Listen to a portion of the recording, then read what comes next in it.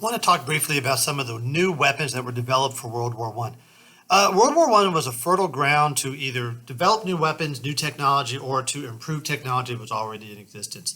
For example, automatic weapons had already been in existence, and had been used against adversaries that did not have them. All right, the first kind of sort of automatic weapon was the Gatling gun it used during the American Civil War.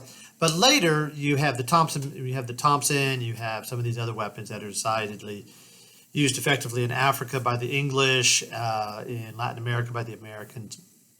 But it really isn't until World War One that we see a conflict between two nations that both have the automatic machine guns, and the effects are devastating. You get up, and because these things are very heavy, what you would do is you would build what they call a pillbox, where you would basically have a crew, one shooter, a couple people to make sure that the ammunition was constantly being fed, and they would just mow down people coming towards them. It was very, very much a weapon that favored the defensive position because of their own mass. If you were going to be going into a situation where you had to be mobile, machine guns are not the way to go because they're too heavy. So they're still using rifles. Now, these rifles are very accurate. I've had the opportunity to fire one myself personally, and they are very heavy, very accurate weapons, and actually kind of fun to fire. Another innovation, though, during this time period is the use of trench warfare. You know, people have been building castles and fortifications for as long as we have recorded history. And so the trench is really just kind of a logical extension of moats and castle walls and something to get your people out of the line of fire. And the English built their trenches, and because they sort of assumed they weren't going to be there for very long, their trenches were built pretty crappy. And they constantly, especially in Belgium, where the water table, the level the water sits underground, wasn't very deep. The trenches were constantly filling up with water, and they were a miserable place to be. So your trench would fill up with water. Oftentimes it would fill up with dead people. It was a place that was rats would wandering bands of rats, hordes of rats would scurry up and down them at night, sometimes chewing on sleeping soldiers or stealing their food. It was a miserable experience, but it was to escape the machine guns. It was also to escape the artillery. You know, artillery had come a long way since the Civil War, when people are taking and ramming cannonballs or whatever they happen to find, grape shot, and loading a little primer and pulling the trigger, boom, like you see in the movies. These are artillery shells. You see the one right behind me over here that's been turned into a flower vase. That is, you could load up and you could fire literally a shell 100 miles, or not 100 miles rather, several miles with these. And so you would have these lines that might be 10, 20, maybe even 100 miles long, where they would just be constantly pelting with artillery. And the purpose of the artillery was because they couldn't necessarily get the guys in the trenches directly, is they used artillery for a couple things. Number one is they tried to collapse the trenches on the people that were inside of them. The artillery would literally bury the soldiers alive, and you read some of the firsthand accounts of the war, you find that really was the biggest ongoing fear that the soldiers had, was this fear of being buried alive. Along with that, tens of thousands of people were killed in avalanches in northern Italy and in southern Austria. Both sides would turn their cannons, fire up at the sides of the snow mountains that had, literally tons of snow on them, and cause avalanches, and the avalanches would come in, and once again they would bury the people that were in the trenches, much like if you've ever seen the movie Mulan by Disney, where she does with the rockets. They would do that, and again they killed tens of thousands of people that way. So we're in a situation with every weapon favors the defensive people. One weapon I forgot to mention actually wasn't a weapon originally, was barbed wire. It was developed in the Americas to contain cattle, because cattle would roam around, and not being very smart animals, they would just go wherever the food and the water was and wouldn't stay where you told them to stay. So they invented barbed wire to keep them. And the thing about barbed wire, as opposed to a fence, is that barbed wire is very hard to cut, and multiple strands wrapped together, and they've got these sharp edges. And so when you're running through what they call no man's land, the land between the trenches, then you would get caught up and tangled up in the barbed wire, and that made you an easy target for your enemy to then gun you down. Anyway, all of these innovations really favor the defense. And so what ends up happening in World War I, especially in Western Europe, becomes what they refer to as a war of attrition, where if you could throw enough people to make a little bit of progress at them, then you do it. But every battle, you're going to lose a lot more when you're on the attack than when you're on the defense. And we see this in battles like the Battle of the Somme, which is the deadliest day in human history, where like 100,000 people were killed in one morning. And that's just English. And J.R.R. Tolkien, for example, had nightmares about the Battle of the Somme for the rest of his life. And so did C.S. Lewis. And so what you have is they're trying to figure out some way that we could possibly break this stalemate. If there's some way that we could invent a weapon that will take the advantage away from the defenders and put it on the attackers. And one of the first attempts to do that was chemical weapons. Chemical weapons started off with like really what they call harassing agents, things like itching powder, blinding, tear gas, things like this. And then they moved on to chemical weapons that would actually damage the lungs, blind you permanently, burn your skin. And those weapons were horrible. They weren't necessarily effective in terms of the death toll, but as weapons of terror, they were very effective.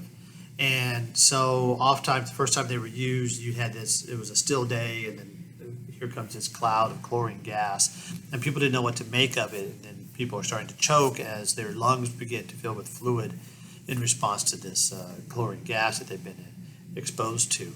The problem with chemical weapons, of course, is what happens when the wind shifts. And, at first you're like, okay, you can shoot all these chemical weapons, they go in there, they kill everybody, then you just move into their trenches. And if you're German, you're going to fix their trenches because the Germans built their trenches to stay, and because they figured we're going to stay here for a long time, whereas the English thought that they were just going to be there for a couple of weeks, so we could just tough it out, stiff upper lip and all. But chemical weapons were mostly about trying to break that stalemate. The other thing that they tried was they invented a new weapon called the tank. And a little more about chemical weapons. Chemical weapons are mostly, a lot of those are credited to a guy named Fritz Haber, he was a Nobel Prize winning chemist who was a nationalistic German. And he invented chemical weapons to help his country. He also invented chemical fertilizers. So the Haber process, named after him, is how we make ammonia, which is the basis of most of our chemical fertilizers. He was, there's no evidence that he felt really bad about what he had invented, but his wife was so horrified at the inventions that her husband was making that she actually committed suicide out of the despair and the horror of the war. Another weapon that was invented during about this time was the flamethrower. Again, the flamethrower it's a type of chemical weapon in a way where you take a burning agent that's under pressure, maybe it's diesel fuel, kerosene, something of this nature, and you spray it into a trench, and the trench then, of course, is on fire, or you spray it into a pillbox, and everyone inside dies from the extreme temperature. That was a very effective weapon, but it was short-ranged, and it had a hazard for the people who were carrying it. So what are we going to do? Well, we're going to turn to another machine, only we're going to go up a little bit. We're going to actually look at airplanes. Airplanes are originally used, they were invented by the Wright brothers in America, and during World War I, they were primarily, at first, they were used as reconnaissance. You would fly over, and you would look down and see where their artillery units were posted, where they were massing troops, things of that nature. And of course, regardless of which side you are, you can't let the enemy come over and fly over and look at where all your people are. And so you launch your own planes, only this time you decide you're going to put weapons on them so you can shoot each other down. And World War I becomes like the golden age of dogfighting, where you would have these pilots, many of them like Baron Manfred von Richthofen, the Red Baron, who supposedly shot down 55 men in one-on-one combat. There was an American who shot down 35. There was a British. I mean, many of these pilots were experts at what they did, and along the way they had to do a lot of inventing with these airplanes. The very first airplanes, they put machine guns on. They mounted them right in front of the pilot, and so when the pilot pulled the trigger, the bullets would hit the propeller, and you'd shoot yourself down. Well, that's a terrible way to fight a war, so they invented a machine that would stop the bullet. You wouldn't be able to discharge a bullet when the propeller was directly in front of you. So your gun and your engine, your rotary engine, were linked so that you could avoid doing that. Or you would mount them above or below so that they wouldn't impact the propeller. And all these things require a lot of thinking. They decide they're going to start bombing cities that aren't necessarily involved. One of the big things about World War I is that everybody's going to be considered a legitimate military target. We talked about the Germans considered any ship to be a military target. Well, the English, the Germans, the Russians, everybody's considered factories, hospitals, residential neighborhoods. They wouldn't necessarily target schools, but they wouldn't go out of their way to avoid them. City hall, libraries, universities, churches, all of these were considered legitimate military targets because, as I've pointed out in the past, in order to win a war, you have to take away their ability to fight, and you have to take away their will to fight.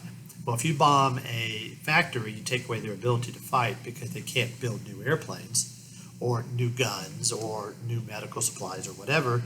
And you take away their will to fight when you do things like you bomb their public buildings, like their libraries or their universities. The idea is that they're going to give up because they don't want that amount of damage done to their community. So airplanes begin being used to attack civilians in the countries that are not necessarily right close to the combat zone. They also used dirigibles, or blimps, as they were called, to firebomb cities, and so that's going to lead to the invention of things like bombs. By the end of the war, the Russians are dropping 500-pound bombs on the German placements. So they've invented the bomber. They actually had a biplane, believe it or not, a biplane that could carry over a ton of bombs. And so this is not primitive. This is modern war in its ugliest. Another thing that's going to come along is actually going to be the tank.